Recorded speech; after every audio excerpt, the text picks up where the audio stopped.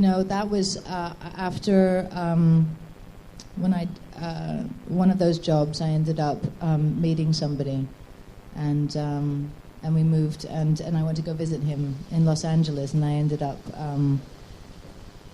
selling my return ticket and staying in LA. And again, I was there for about a year without any work, and then I went on this, and I had no experience in film at all. And I went on an audition for something called The X-Files. And I got called back, and I got called back again. And then I got shipped off to Vancouver, and that was kind of the beginning of that. And cut to 10 years later, or 9 years later.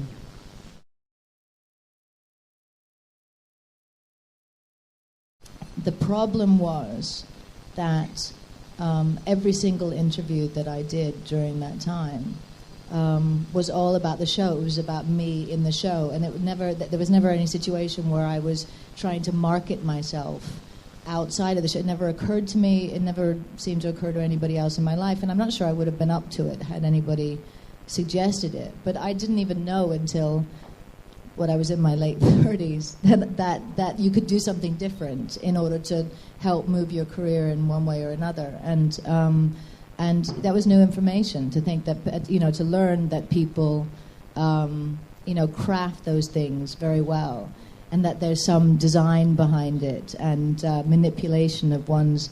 And so, in answer to your question, I've very much allowed my life to go, when something comes to me, then it's meant to be, and I don't really go out there very much and try and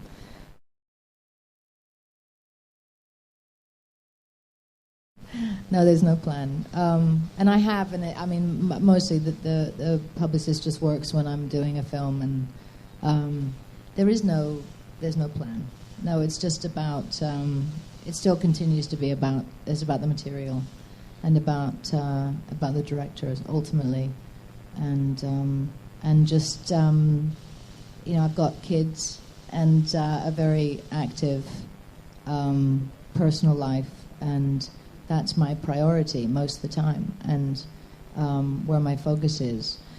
And then, stuff comes or it doesn't come, and I still end up operating that way. But I don't have a tendency to chase things. But I hope, I feel like I've only just got started in a way, even though I'm getting on in years.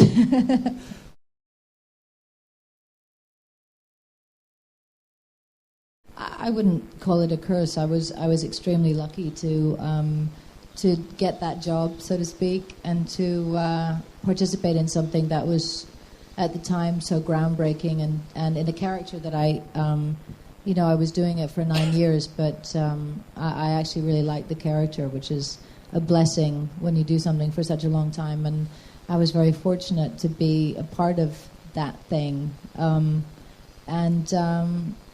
think that on the one hand, it has impeded. I mean, my initial plan was not to do television. My initial plan was to do film and to do theater and to work with directors like Terence Davies and Ken MacDonald, and I got sidetracked for a while, and so it has had a bit of an impact on that course of my life, in that I probably would have used that time to pursue working in that vein. But on the other hand, I probably wouldn't have been offered the House of Mirth if I wasn't doing the X-Files, etc., etc. It's all, who knows? No, but it wasn't a curse by any means.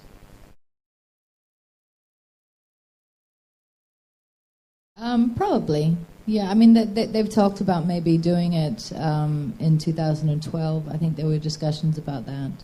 I don't know whether that's going to happen or not, but there isn't any reason not to do it. It was fun. It was hard work. It was, I feel, a certain commitment to that group of people that I worked with, and I, we still enjoy doing it when we do it, and there's no reason why not to come together and do it again if they can pull it off or find some reason to make it.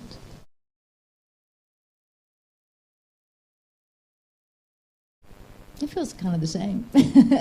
I mean, we always had very high production values during the series. The daily pressure of putting it on isn't so great in a film. Working in television drama in 1 hour is probably one of the more stressful things that a human being can put themselves through. So having the luxury of time that one gets when you do a feature is kind of a blessing. So it's a bit more relaxed. But other than that, it's basically the same.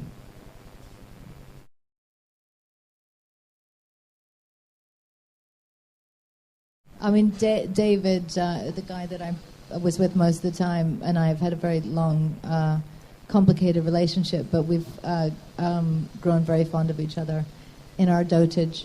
And no, he's a lovely man. Everybody's lovely.